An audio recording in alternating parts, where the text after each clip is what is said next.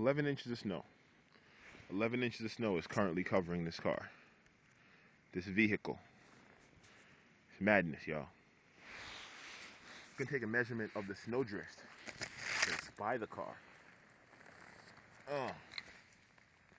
Yeah. What are we looking at? We're looking at 14 inches of snow is the size of the drift covering the width. It's the width. Can't see the windshield wipers because apparently they got bogged down in the snow. Those are my tracks to the street. 14 inches of snow in the drift. 10 inches on top of the width. We're going to go back down the walkway to my crib. I filmed this on the way up, but of course, fuck you, BlackBerry. Can't wait to get my iPhone back. My whack-ass BlackBerry fucked up and didn't record the shit properly. So we're going to have to take remeasurements here